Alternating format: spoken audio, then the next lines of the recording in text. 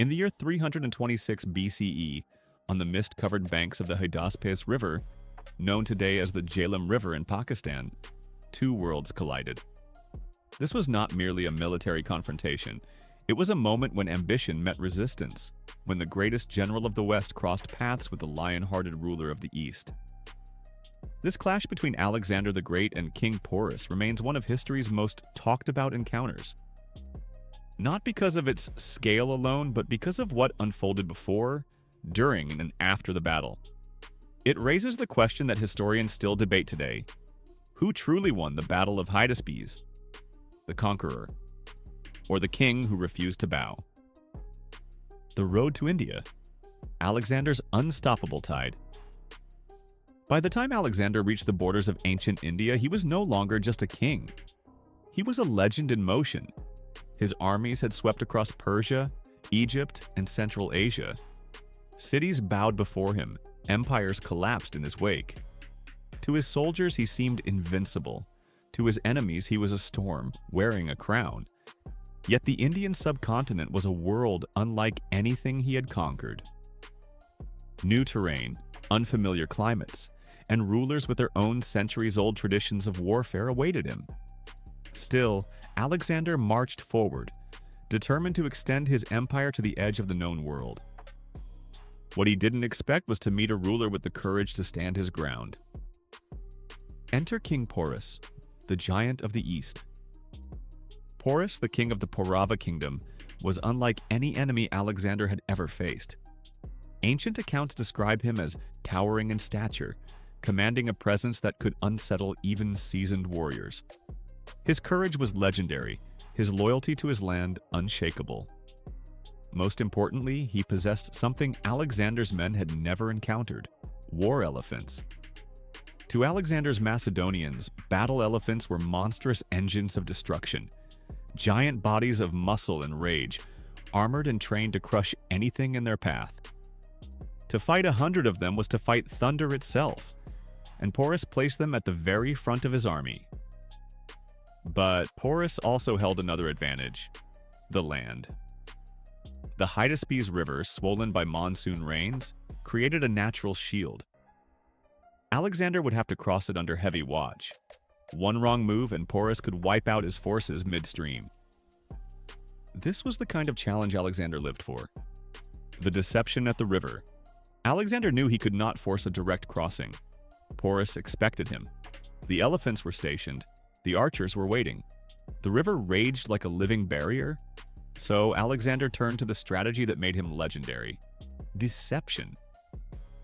Night after night, he marched his troops up and down the riverbank, sounding trumpets, moving fires, creating the illusion that he might attack at any moment. Porus mirrored every movement, matching his positions, never dropping his guard. Until one night, the Macedonian camp fell silent. Under a shroud of darkness, with the storm winds howling to mask their movements, Alexander quietly led a portion of his army upstream to a crossing point Porus didn't expect. At dawn, when the sun broke through the clouds, Porus saw them. Alexander had outflanked him. The battle was inevitable. The battle begins, a clash of titans. Porus deployed his forces with the discipline of a seasoned commander. His elephants took the front line, infantry behind them, and cavalry poised at the flanks. Alexander's army entered a world of chaos. The elephants charged first, massive bodies slamming into Macedonian ranks, tusks ripping through shields, feet crushing screaming soldiers beneath them. Horses panicked at the scent of these massive beasts, adding to the confusion. To Alexander's men, this was a nightmare they had never seen before. But Alexander was never a man to crumble under pressure. His strength was not brute force, it was strategy. He ordered his archers and elite units to target the mahouts, the riders controlling the elephants. When the mahouts fell, the elephants no longer knew friend from foe. Some ran wild, trampling Porus's own troops. Others turned in circles, confused and enraged. The front line of the Paurava army became a storm of chaos. Alexander saw the opening. Alexander strikes back. While the elephants caused havoc, Alexander unleashed his cavalry, led by the brilliant General Conus, to strike the Parava flanks from behind. At the same time, his infantry reorganized into tight formations, pushing forward with discipline learned from years of relentless campaigning. Porus, despite being surrounded, fought with extraordinary courage. Records say he remained mounted on his war elephant throughout the battle, visibly towering above the battlefield, refusing to retreat even as blood soaked the ground beneath him. His bravery inspired his men, but the Macedonians were simply better coordinated and far more experienced in shock maneuver tactics. Slowly, steadily, the Parava army began to crumble. Porus, wounded and exhausted, continued to fight until he was completely encircled. A defeat, or a victory. When Porus was finally captured and brought before Alexander, the Macedonian king expected fear. Instead, he saw dignity. Porus stood tall, bleeding, exhausted, but unbroken. His bearing impressed everyone present, including Alexander himself. When Alexander asked how he wished to be treated, Porus replied with words that echo through history. "Treat me like a king." In that moment, Alexander realized he had not defeated a mere ruler. He had met his equal. What followed shocked the ancient world. Alexander restored Porus as king. Not only that, he expanded his territory, granting him larger lands to govern. Porus became one of Alexander's most trusted allies in the Indian region.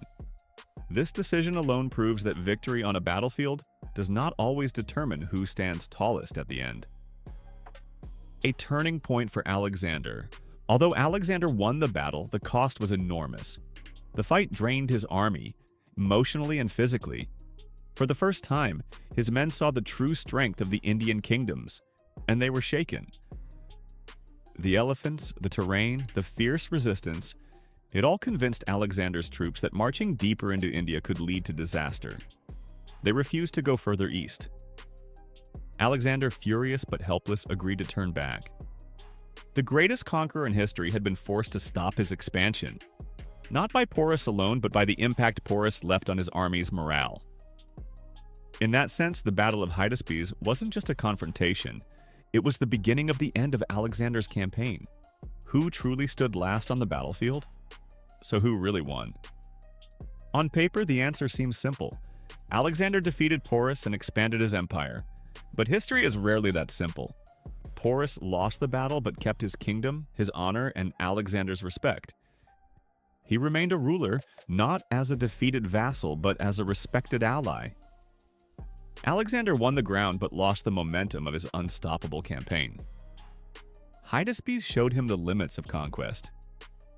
Neither man walked away empty-handed, neither walked away defeated. But if victory is measured not only by land, but by courage, loyalty, resilience, and legacy, then the answer becomes beautifully complex. Alexander won the battle. Porus won immortality. And on that muddy battlefield by the Hydaspes River, both leaders stood tall, even in defeat, even in victory. If anyone truly stood last, it was the spirit of honor the two kings showed to each other. A rare moment in history where respect triumphed over conquest. As the dust of history settles over the banks of the Hydaspes, one truth remains unshaken. Greatness is not defined by victory alone, but by courage, honor, and the legacy we leave behind. If you enjoyed this journey into the past and want more legendary battles, untold stories, and forgotten heroes, make sure you hit that like and don't leave without subscribe. Thank you for watching. Until next time, keep exploring the stories that shaped our world.